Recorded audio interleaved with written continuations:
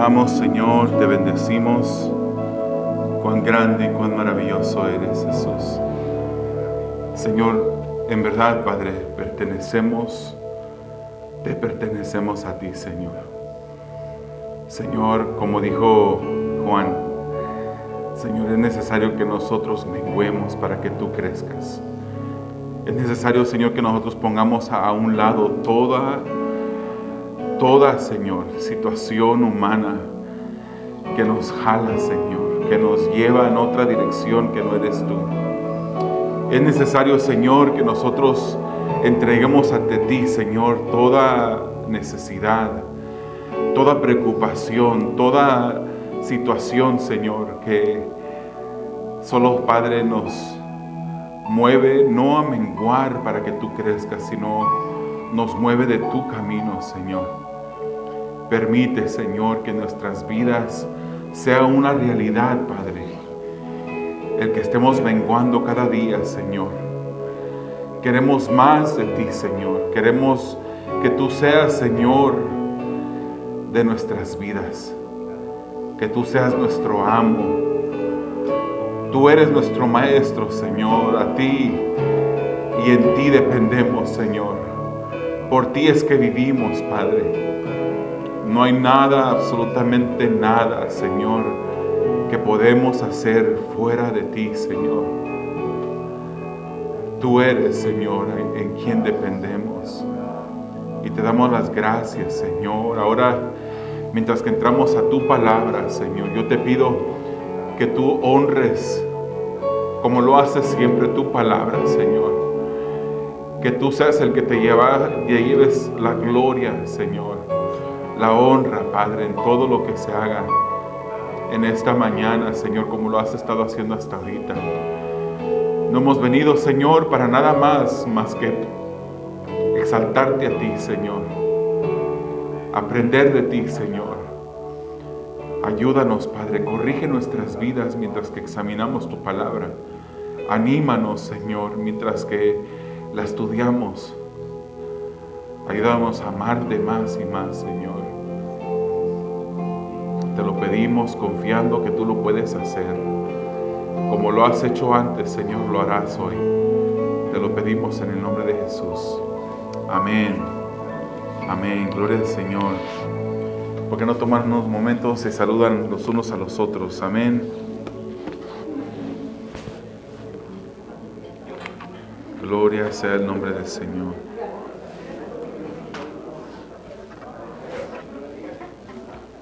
Bendito Dios.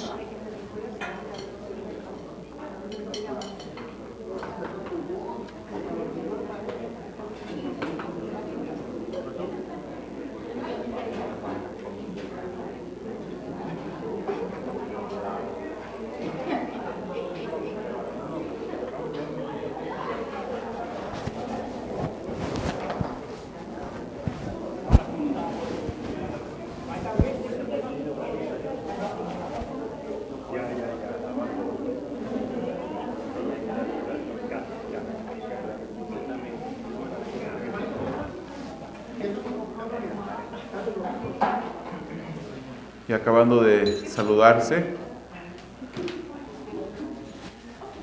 pueden tomar los asientos. Un día lluvioso, ¿verdad? La primera lluvia considerable, diría yo, en esta área, en este año, ya casi para terminarse enero. Pero le damos las gracias al Señor porque Él es el que tiene el control de todo, de los tiempos. Podremos pronosticar los hombres hasta un cierto nivel, pero el Señor es el que conoce todas las cosas a la perfección. Y le damos gracias al Señor por la lluvia en esta mañana. Vamos a abrir nuestras Biblias, hermanos, en el libro de Marcos. Abrimos nuestras Biblias en el libro de Marcos, capítulo 8. Y hoy examinaremos la segunda mitad de este capítulo 8, en la que entramos ya a la segunda sección, en donde se encuentra el propósito por el cual Marcos escribe este evangelio. Y nos hace la pregunta, como es el título del mensaje en esta mañana: ¿y ustedes quién dicen que soy yo? El título de la serie es el título del mensaje en esta mañana. Y vamos a entrar, hermanos, ya habiendo orado, pidiéndole al Señor su dirección sobre la palabra. Quisiera llevarles a través de los versículos 27 al 30 y ver cuál es nuestra respuesta a esta pregunta. Pero también vamos a ver una respuesta de parte del Señor a la necesidad humana en los versículos 31 al 33 y finalmente nuestra respuesta en acción, los versículos 34 al 38. Amén. Entonces tienen sus Biblias abiertas en el Marcos capítulo 8, 27 al 38 en esta mañana. Esta mañana tiene el mensaje un título de pregunta. Y uno pudiera decir, es peligroso y es peligrosa esta pregunta.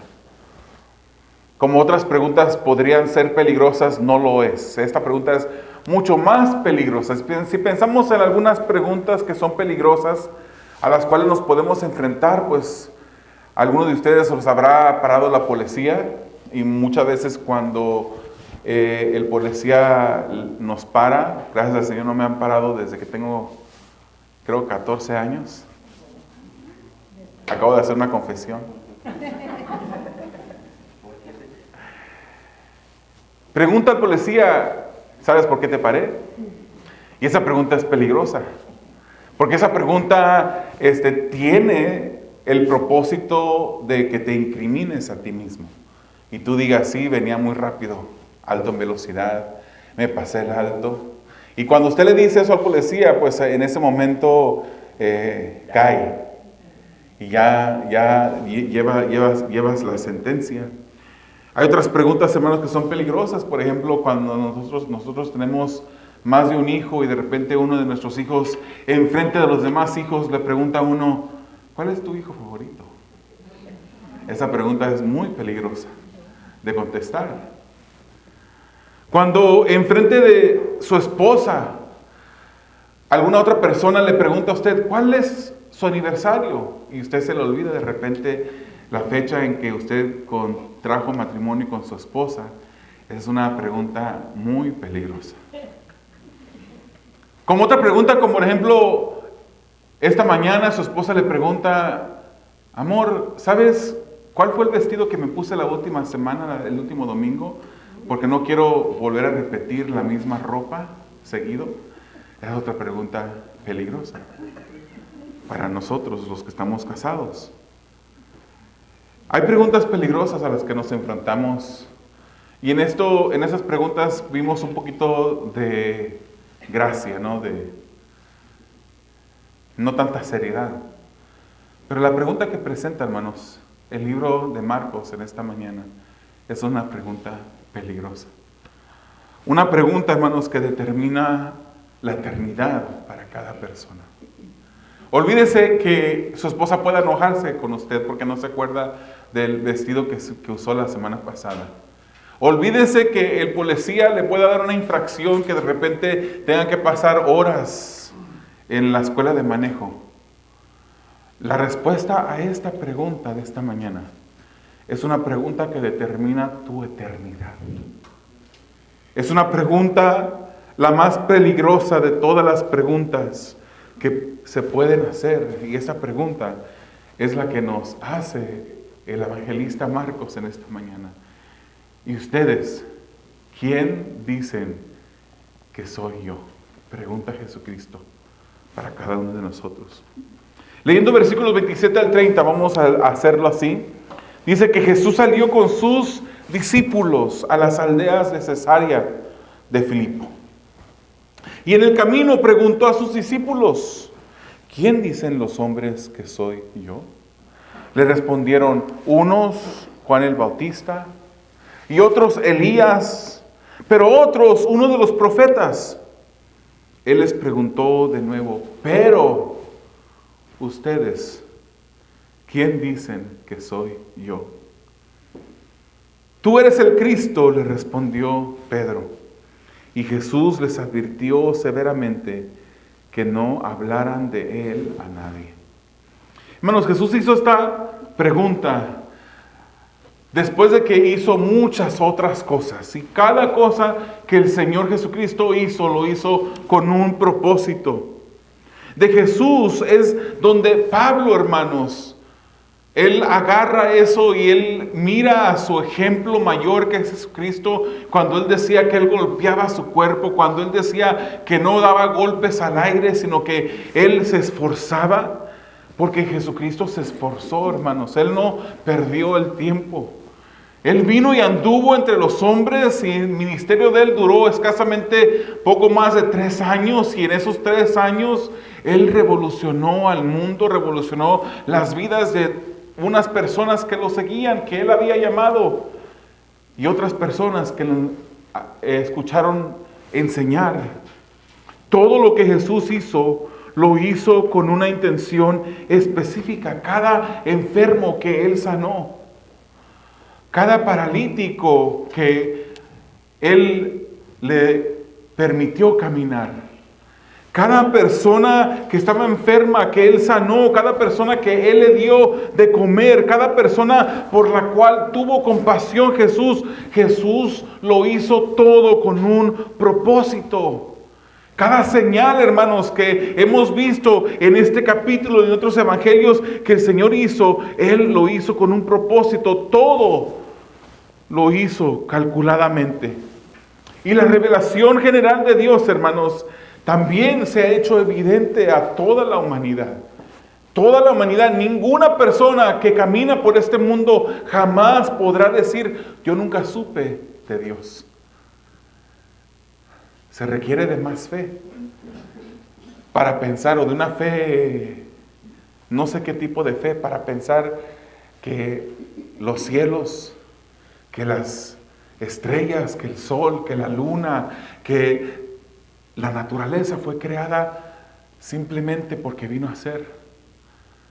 Se requiere de no sé qué para poder creer que nosotros evolucionamos de un mono. Se requiere de no sé qué para no saber y no entender que Dios existe, que Dios es real. En Romanos 1 nos dice claramente que todo, que el Señor se ha revelado a sí mismo a través de toda la creación.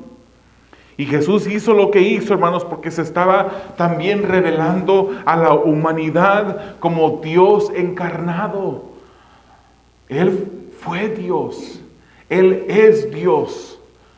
Nació en un cuerpo humano, revelándose así como el Hijo del Hombre, que también era el Hijo de Dios, el ungido de Dios, el Cristo, el Mesías.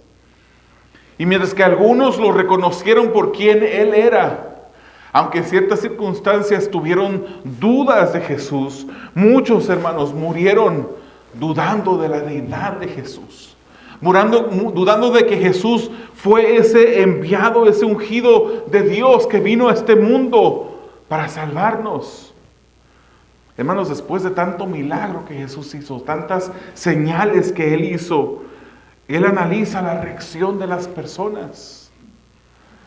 Como un día analizará la reacción de las personas ante la revelación de la creación. Aunque no hayan escuchado de Jesús, porque Abraham nunca escuchó el nombre de Jesús, pero creyó en Dios. En una ocasión Dios le llamó y le dijo: sal de tu tierra y de tu parentela a un lugar que yo te mostraré. Y él obedeció y creyó que Jesús lo estaba llamando. Estas personas que vieron a Jesús caminando en esta tierra, las personas que han escuchado el mensaje de Jesucristo y han escuchado cómo Él sanó, cómo Él hizo señales, cómo Él multiplicó unos cuantos panes y peces para dar de comer a miles de personas, un día serán juzgados por su reacción a esas palabras. Él vino a revelarse como ese Dios encarnado. Y Él analiza la reacción de las personas, las multitudes que lo seguían. Muchos de ellos, ya hemos dicho, hermanos, lo seguían simplemente por lo que Jesús podía ofrecer. por el hambre que les podía calmar, por el sustento, por algo pasajero. Estaba con sus discípulos en este momento al lado noroeste del mar de Galilea, noroeste, perdón, y había recorrido mucho territorio con sus discípulos.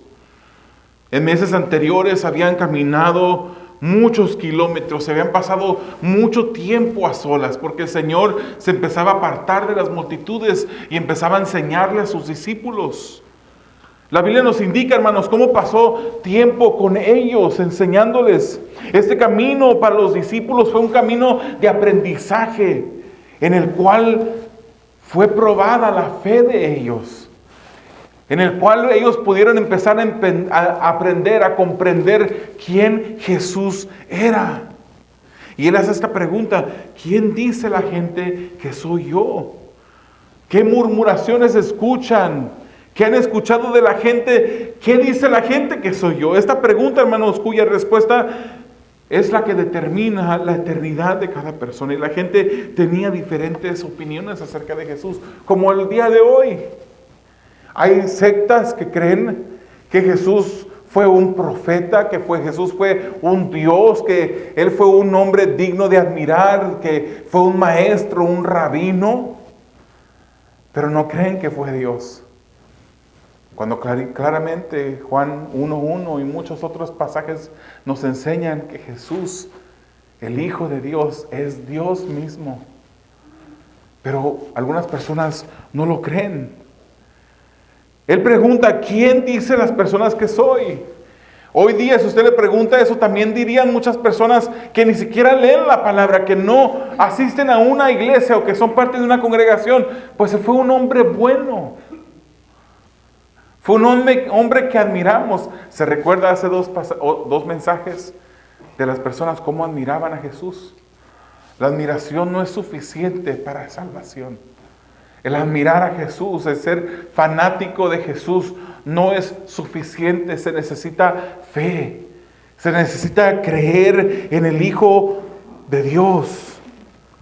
Y la gente, hermanos, tenía diferentes opiniones acerca de Jesús. Sus discípulos le contestan: pues unos dicen que eres Juan el Bautista. Otros dicen que eres Elías, resucitado del Antiguo Testamento, un profeta que ha regresado, que resucitó. Le dicen sus discípulos. Otros dicen que eres algún profeta de la antigüedad. Si usted lee el libro de Mateo, en el pasaje paralelo, en Mateo también se incluye a Jeremías como uno de esos profetas. Algunas personas decían, pues dicen que eres Jeremías, que eres Juan el Bautista. Dicen que eres alguno de los profetas que ha regresado, Elías del Antiguo Testamento. Pero muchas personas no le dieron al clavo. Fallaron. Hoy en día también muchos dicen, pues miran al niño Jesús recién nacido y más bien alaban a María, antes que reconocer que María solamente fue un instrumento de Dios para traer al Salvador del mundo a este mundo, para encarnarlo. Algunas personas dicen, fue un hombre bueno, un hombre revolucionario, que cambió el mundo con sus enseñanzas. Es sorprendente, hermanos, cómo la gente misma llegó a pensar que Dios podía hacer un milagro de traer de regreso, de resucitar a un profeta del Antiguo Testamento, antes que pensar y saber, reconocer que Jesús era el Mesías, el ungido de Dios. Cuando escucha estas palabras, Jesús decide cambiar la pregunta. Y ya no más se enfocan las personas, las multitudes que lo seguían porque querían simplemente recibir algo de parte de Él. Ahora Jesús les dice, pero. Y Jesús en esta mañana nos pregunta a nosotros, pero, ¿quién dicen ustedes que soy yo? ¿Quién dicen ustedes que soy yo? ¿Y ustedes quién dicen que soy yo? Esta era una prueba, hermanos, para sus discípulos. Ya les había enseñado, ya se había apartado con ellos. Ellos mismos habían presenciado cada uno de los milagros y las señales que Jesús había hecho. Les había repetido la lección. Ahora se enfrentaban a la prueba. Como el día de hoy, ¿verdad? En la escuela escuchamos la lección del maestro que nos da, nos instruye, pero nos instruye con la finalidad de entonces darnos una prueba después para ver qué es lo que aprendimos. Y una persona que yo conocí hace muchos años decía un dicho que se me quedó grabado, decía que aprender es recordar a tiempo. En el momento que es indicado, cuando estamos tomando la prueba, si no recordamos las respuestas a las preguntas que se nos hacen en la prueba, no hemos aprendido. El aprender es recordar a tiempo, y en este momento estos discípulos estaban siendo enfrentados con esa pregunta. ¿Y ustedes qué? Ok, dice eso la gente, pero ustedes, ¿quién dicen que soy yo? Ellos se enfrentaban a esta pregunta y debían de contestarla correctamente. No era suficiente para ellos decir, pues, pensamos que la gente tiene razón. Posiblemente eres un profeta. Posiblemente eres uno de los antiguos. Ellos solo podían pasar la prueba si contestaban de una manera correcta, y Pedro acierta contestando. Le dice, tú eres el Cristo. El Cristo es griego por ungido. En hebreo es el Mesías, que es también, que quiere decir ungido. Cristo y Mesías quieren decir lo mismo. Tú eres el Cristo, dice Pedro. Y Lucas registra la respuesta de Pedro diciendo que Pedro dijo, tú eres el Cristo de Dios, el que ha sido ungido de Dios y ha venido hacia nosotros de parte de Dios, has venido del cielo. Y ese es quien es Jesús, Dios mismo, ungido, descendido del cielo. Es el pan que descendió del cielo. Él es la palabra encarnada. Lo mismo decía Juan 20, hermanos, 31. Lo mismo decía Juan en Juan 20, 31, donde dice, pero estas cosas se han escrito para que ustedes crean que Jesús es el Cristo. ¿Han creído ustedes que Jesús es el Cristo? ¿Han creído que si Él no hubiese venido a este mundo, su vida estuviera eternamente perdida? ¿Han creído ustedes que ustedes son merecedores de un castigo eterno, pero por Jesucristo, por la justicia de Jesús, ese sacrificio que fue revelado a la humanidad en esa cruz, podemos ser salvos? Amén. ¿Han creído ustedes en Jesús como el ungido? Juan decía, pero estas cosas se han escrito para que ustedes crean que Jesús es el Cristo, el Hijo de Dios, y para que al creer tengan vida en su nombre.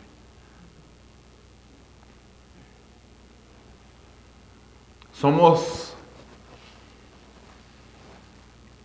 personas que caminamos, pero que estamos muertos por dentro. Nos estarán escuchando, o nos estarán en un futuro escuchando personas en línea que respiran, abren sus ojos, pueden abrir su boca para hablar y para comer, mastican, su cuerpo digiere la comida, pero que en realidad están sin vida. El que no ha creído en el Hijo de Dios, el que no ha creído en el Hijo de Dios está muerto. Sigue muerto en sus delitos y pecados. No importa qué tan religioso sea la persona. No importa cuántas puertas lleguen a tocar los sábados. Si no han creído que Jesús es Dios, están muertos. Están condenados. Jesús es el Hijo de Dios y Dios mismo. Y Mateo agrega, hermanos, bienaventurado eres, en el pasaje paralelo, cuando Simón contesta, él dice, bienaventurado eres, Simón, hijo de Jonás, porque esto no te lo ha revelado carne ni sangre, sino mi Padre que está en los cielos. Es el Señor el que revela a los corazones su identidad para salvación. ¿Quién dicen los hermanos de refugio que es Jesús? ¿Quién es para ustedes? Es aquel al que cuando están en necesidad claman a Él. Porque en los momentos cuando no hay necesidad, cuando todo va bien, nos olvidamos de Él y solamente lo buscamos cuando lo necesitamos. ¿O es aquel a quien buscamos continuamente? Aquel que reconocemos como el dueño de nuestras vidas. La respuesta, hermanos, que Pedro dio confirma su salvación. Hermanos, es necesario creer. Es necesario poner nuestra fe en Jesús, el Hijo de Dios, para tener vida. El que ha comprendido realmente quién Cristo es, lo entrega todo por Él. El que ha entendido, hermanos, de verdad quién es Jesucristo, no vive una vida a medias. No vive una vida mitad entregada y mitad entregada a otra cosa que no es el Señor. El que ha entregado su vida al Señor porque cree realmente quién es Él, vive para Él. Vive para Él. Por eso la palabra nos enseña que lo que hagamos, sea que comamos o que bebamos o que hagamos cualquier cosa, lo hagamos para la gloria de Dios, porque vivimos para Él. Que cualquier cosa que hagamos, lo hagamos como para el Señor, porque vivimos para Él. Cualquier cosa, nuestras vidas enteras deben estar marcadas por Jesucristo. Debemos oler a Jesús. Debemos escucharnos como Jesús. Debemos parecernos en todo momento, en todo lo que hablamos, a Jesús. Eso es lo que el Señor busca de nosotros. ¿Hueles a Jesús, hermano? ¿Te escuchas como Jesús? Ciertamente, hermanos, no lo hacemos a la perfección. Porque como Jesús, nadie. Perfecto, único. Pero nuestra meta es parecernos cada día más a Él. La Biblia nos dice que el que confiesa con su boca y cree en su corazón será salvo. El que confiesa con su boca y cree en su corazón que Jesús fue levantado de los muertos será salvo. También nos dice que el que creyere y fuere bautizado será salvo. Sabemos, hermanos, que no es necesario ser bautizados para ser salvos. Sabemos que Efesios claramente y otros pasajes de la Escritura nos dicen que somos salvos por fe, solamente por fe. Pero el bautismo confirma la salvación. El confesar a Jesucristo como Dios confirma la salvación. Pero no es solamente confesarlo, no solamente repitiendo una oración, es confesarlo todos los días con nuestras acciones. Que nuestras acciones confiesen quién es Jesús, que Él es el Hijo de Dios, que Él ha cambiado nuestras vidas, que no somos el mismo, que no somos la misma persona. El que le confiesa con su boca y cree en su corazón, nos habla, hermanos, de una demostración exterior de lo que ha acontecido internamente en nosotros. La oración, hermanos, se ha tomado hoy en día como un amuleto. Ya dije la oración, ya le repetí la oración que el pastor me guió a repetir, ya soy salvo. Ahora no importa que viva como yo quiera vivir, me puedo parecer al mismo diablo o a sus demonios, que acabo de repetir la oración. Si no estás viviendo para Jesús, no estás confesando realmente su nombre. Y solamente repetiste esa oración que se te dirigió a repetir por una emoción. Porque se te prometió que Dios tenía un plan maravilloso para tu vida, un plan de felicidad. Y dices, bueno, pues, si solamente para poder obtener eso tengo que repetir una oración, la repito. No es necesario solamente repetir una oración, es necesario que nuestras vidas confiesen todos los días, porque cuando solamente decimos la oración y vivimos como queremos vivir, se me ocurre que hacemos lo mismo que hacemos esos padres que traen a sus hijos para dedicarlos al Señor como un día de hoy y luego se desatienden de ellos. Son malos ejemplos para esos hijos. no los instruyen en el camino del Señor. Toman la dedicación del bebé como un amuleto. Ya lo dedicamos al Señor, ahora ya la protección de Dios está sobre él. Les valiera más que fueran a comprar una patita de conejo y se la colgaran a su hijo en una cadena en su cuello. Les serviría de lo mismo, de nada. Es necesario, hermanos, que confiese nuestra vida a Jesús. Que confesemos con nuestras acciones, que demostremos exteriormente lo que Dios ha hecho interiormente. Cuando nos bautizamos es una confesión al mundo, una declaración al mundo de que ya el Señor nos ha cambiado, de que hemos sido sepultados juntamente con Cristo y resucitado con Él. La salvación es solo por fe, pero no es fe genuina, sino un cambio de corazón real. Cuando un corazón previamente enemistado en contra de Dios se doblega a Él en obediencia, entonces ha nacido la fe en Jesucristo en el corazón del hombre. Por eso Santiago decía, muéstrame tu fe. ¿Dices tú que tienes fe? Muéstrame tu fe sin tus obras. Yo diría, no tienes fe porque no hay obras que confirmen tu fe. Y no porque la obra salve, no porque el bautismo salve, no porque el que hagamos algo pueda salvarnos y ganarnos el favor con Dios, no. Pero Santiago dice, tú dices que tienes fe, muéstrame tu fe sin tus obras, pero yo te voy a mostrar mi fe con mis obras. Es lo que Santiago nos dice.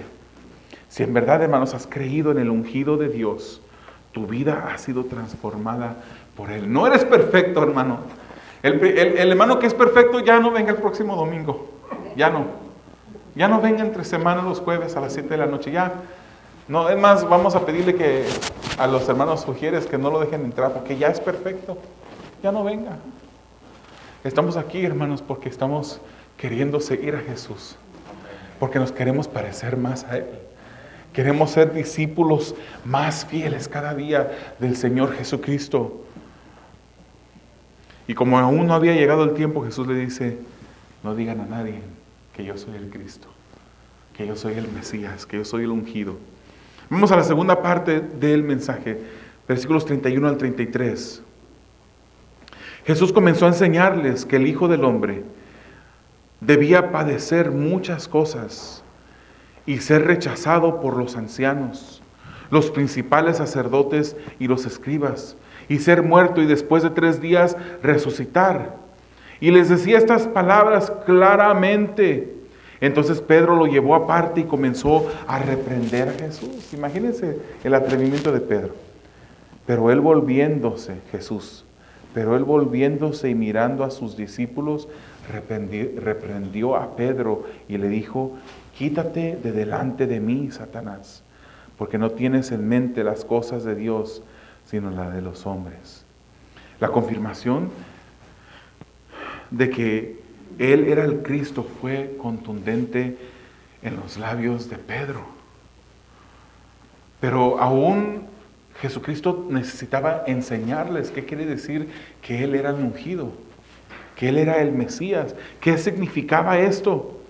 Jesús les empezó a revelar lo que pasaría y cómo, como si fuera una película de horror, hermanos, les empieza a explicar lo que Él sufriría. Él tendría que sufrir mucho, les dijo. Tendría que ser rechazado, tendría que ser muerto, pero resucitaría. Él ya había sido rechazado por los líderes religiosos del tiempo. Los que debieron de haber conocido las señales de los tiempos, las señales que Jesús había hecho y confirmar por las Escrituras que Él era el Mesías, no lo hicieron. Se mantuvieron ciegos a tal revelación. Pero el rechazo, hermanos, llegaría a una cúspide tal como no se había visto. ¿Ustedes han visto la película La Pasión de Cristo? ¿Cuántos la pudieron ver sin poder ser transportados a aquel tiempo?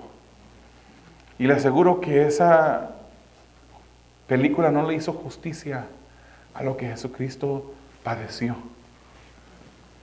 Él no solamente fue rechazado. Muchas veces cuando vamos y tocamos la puerta y nos abren la puerta y nos cierran la puerta porque nos ven que somos cristianos y vamos para evangelizar, nos dan el cerrón en la puerta, nos rechazan. Hermano, y se siente feo, ¿verdad? Digámoslo la verdad, no se siente bonito. Cuando tenemos nuestra perspectiva a la inversa, equivocada, nos ofendemos porque nos cierran la puerta. Pero cuando sabemos que no es a nosotros que nos rechazan, sino a Jesucristo, podemos entender la realidad. Él fue rechazado, no porque le cerraron la puerta, no porque le cerraron la puerta en sus narices. Él fue rechazado, hermanos. Fue acusado injustamente. Cuando nos acusan de algo que no es verdad, nosotros nos sentimos ofendidísimos. Siempre cuando sea mentira, dice la palabra del Señor, bienaventurados cuando nos persigan y digan toda clase de mal contra nosotros, siempre y cuando sea mentira. Mentira. Eso es lo que dice la Escritura. Él fue acusado injustamente. Dios fue abofeteado. Jesucristo, hermanos, lo escupieron en su rostro. A Jesucristo lo desnudaron. ¿Usted cree que Jesucristo lo colgaron en una cruz con un mantito así como lo muestra en algunas fotos algunas personas? Él estaba completamente desnudo cuando yacía en la cruz del Calvario. Fue humillado de tal manera. Cuando lo desnudaron, se burlaban de él, le rasgaron sus vestiduras y lo vistieron de púrpura, un color de realeza, pero era pura burla. Y los soldados se arrodillaron delante de él, adorándolo, pero burlándose de él. Fue azotado, hermanos, con un azote corto, un azote que tenía varias tiras de cuero entrelazadas, la una con la otra. Y en cada punta de estas tenían pedazos y trozos de hierro y de huesos de animal, que cuando lo azotaban a Jesucristo y jalaban de regreso ese látigo, esa correa, ese azote, también arrancaban con eso la piel del Señor. Y Él se seguía desangrando. Él perdió mucha sangre, hermanos, incluso antes de llegar a la cruz. Le colgaron una cruz y Él llevó su cruz hasta el lugar donde iba a ser crucificado. En la cruz, hermanos, fue clavado a través de sus muñecas. Y cuando esa cruz fue erigida, fueron clavados también sus pies a esa cruz. Se le colocó una corona de espinas sobre su cabeza. Hermanos, la muerte de cruz fue una de las muertes más, pero más sangrientas y más horrendas que la humanidad ha visto jamás. Fue una muerte que los romanos inventaron para poder castigar al peor de los asesinos, al peor de los criminales. La muerte en la cruz era despiadada y tenía la función, hermanos, de hacer, mientras que estaba colgado a la persona, se le hacía más y más difícil la respiración al que estaba siendo castigado con esa muerte. La muerte de Jesús, hermanos, fue una muerte como de una película de horror. Para eso vino el ungido. Para eso vino el Mesías, el Hijo de Dios. Isaías 53, versículos 3 al 10, nos lo documenta muy claramente y vívidamente, como también el Salmo 22. Pero Isaías 53 dice: fue despreciado y desechado de los hombres, varón de dolores y experimentado en aflicción. Y como uno de quien los hombres esconden el rostro, fue despreciado y no lo estimamos. Ciertamente Él llevó nuestras enfermedades y cargó nuestros dolores. Nuestra enfermedad no fue la gripe que te dio la semana pasada, la que Él cargó en la cruz. Fue la enfermedad del alma. Esa enfermedad que no se cura con ninguna medicina, sino solamente con el sacrificio de Jesucristo. Esa fue la enfermedad que Él cargó. Esa fue la dolencia que Él cargó sobre sus hombros en la cruz del Calvario. Dice, con todo nosotros lo tuvimos por azotado, por herido de Dios y afligido, pero Él fue herido por nuestras transgresiones, molido por nuestras iniquidades. El castigo de nuestra paz cayó sobre Él, y por sus heridas hemos sido sanados. Todos nosotros nos descarriamos como ovejas. Todos, ¿verdad que sí? ¿Podemos decir amén a eso?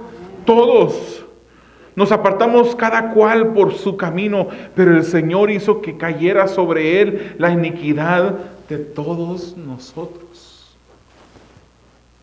Fue oprimido y afligido, pero no abrió su boca, como cordero que es llevado al matadero, y como oveja que ante sus trasquiladores permanece muda, Él no abrió su boca. Por opresión y juicio fue quitado. Y en cuanto a su generación, ¿quién tuvo en cuenta que Él fuera cortado de la tierra de los vivientes por la transgresión de mi pueblo? ¿A quién correspondía la herida? ¿A quién correspondía la herida? A nosotros nos correspondía morir en esa cruz, pero Él lo hizo por nosotros. Hermanos, si reconocemos la santidad de Dios y lo perfecto que Él es,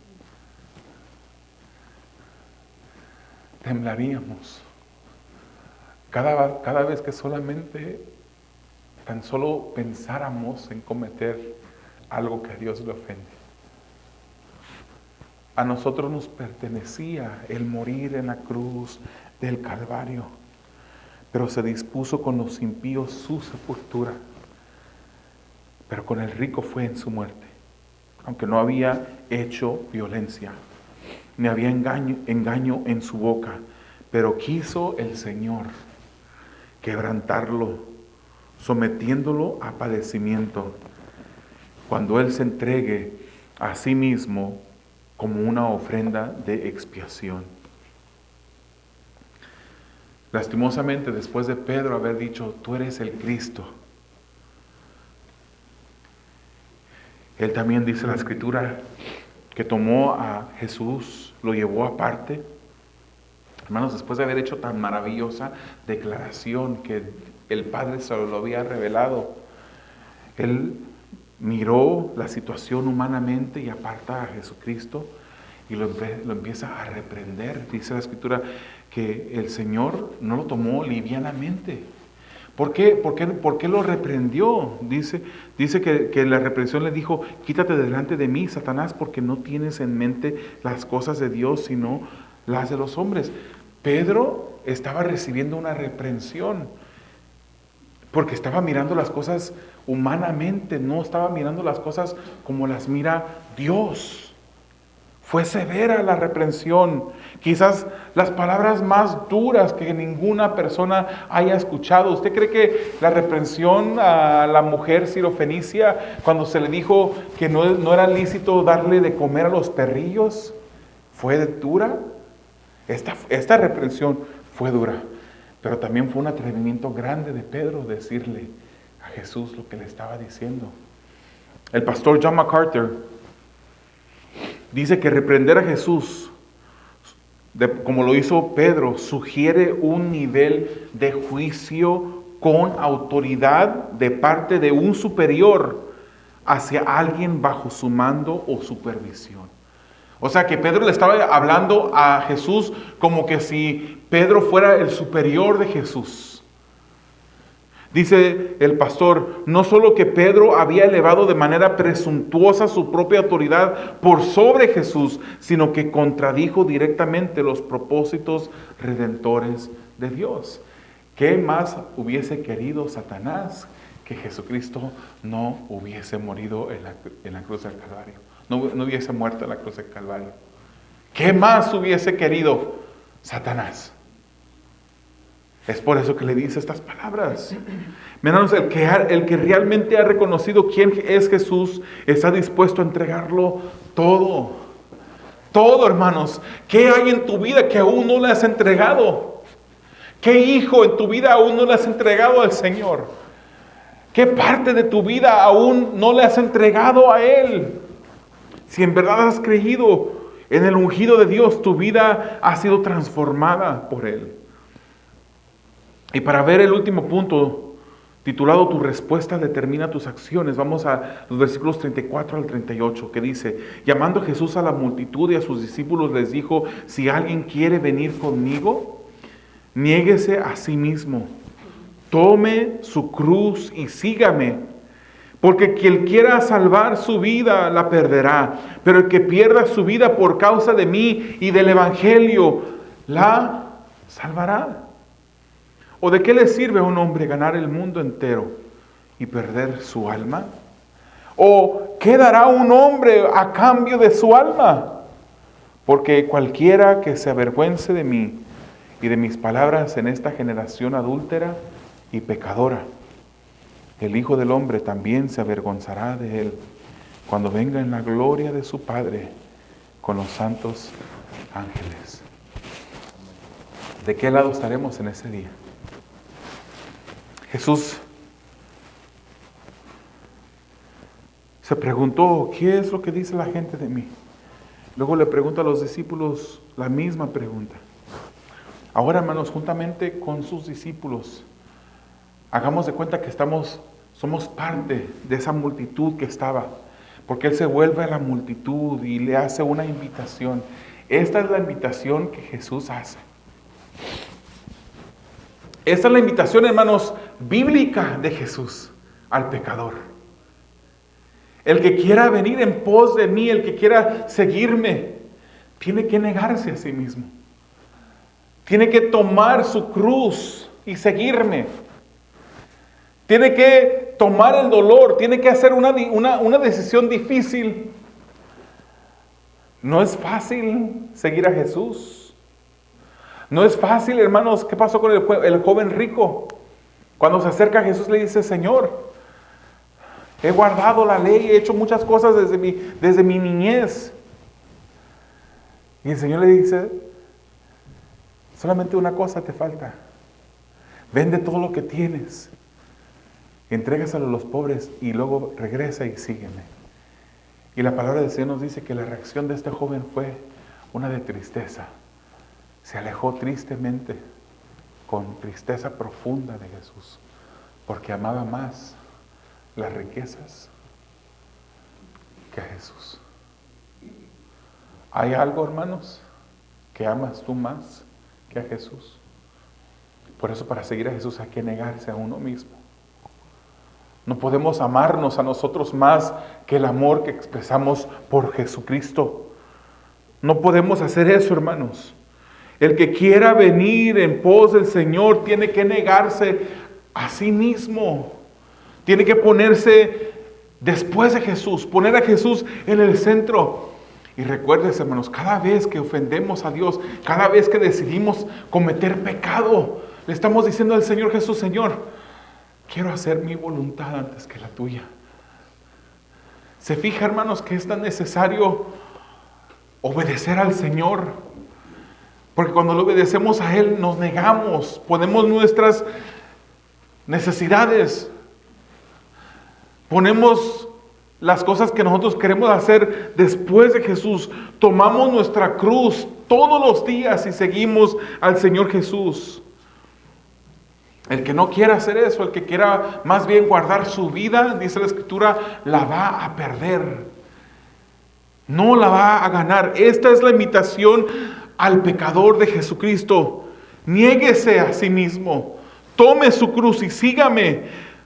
Porque el que, dice la palabra del Señor, porque cualquiera que se avergüence de mí y de mis palabras en esta generación adúltera y pecadora, el Hijo del Hombre también se avergonzará de él cuando venga en la gloria de su Padre con los santos ángeles. En una ocasión, en un día, habrá personas frente al trono del Señor. Y ya estarán contando Ya estarán diciéndose los unos a los otros, hemos leído en la Biblia que dicen que allá en la santa morada de Dios, las calles están hechas de oro y el mar es de cristal. Estarán pensando lo primero que irán a hacer cuando lleguen a ese lugar. Quizás las preguntas que estaban sin contestar en su corazón al leer la palabra.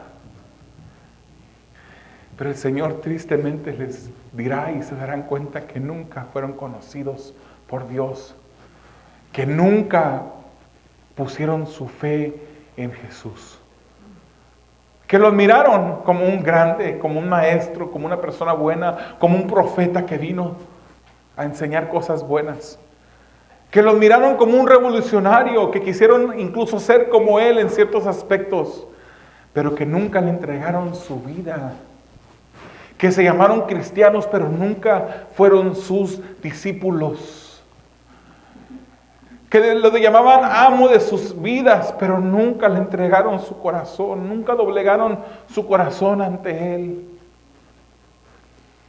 Que dentro de la congregación y en presencia de otras personas mostraban ser una persona cuando en realidad no eran. Y el Señor les dirá, apártate de mí, hacedor de maldad, nunca te conocí. Nunca te conocí. Eso debería de ser las palabras que a cualquier persona deberían de convencer en seguir a Jesús. No es suficiente decir que Jesús es Dios. No es suficiente decir, sí, yo creo, la historia lo documenta, Jesús vino a este mundo, murió en la cruz. Está documentado hasta por historiadores seculares. No es suficiente, es necesario entregarte a Él. Es necesario tomar tu cruz, negarte a ti mismo y seguir a Jesús. Te voy a invitar que cierres tus ojos, que inclines tu rostro y que nos pongamos a analizar en este momento, hermanos. Seguramente hay personas que ya le han entregado su vida al Señor, que son genuinos discípulos de Jesús, pero aún no le estamos siguiendo como Él quiere que le sigamos. Aún no hemos entregado todo que debemos entregar a Jesús. Si tú eres un discípulo de Él en este momento, medita. Pídele al Señor que te ayude a entregarle esas cosas que aún no le has entregado. ¿Será el amor al dinero? ¿Será un carácter que no alcanzas a entregarlo al Señor para que Él lo controle en tu vida? ¿Será un hijo que tú tienes que valoras aún más que el mismo Señor Jesús? ¿Será una posición dentro de la sociedad? ¿Un trabajo que tú tienes? ¿Será un pecado con el cual estás batallando?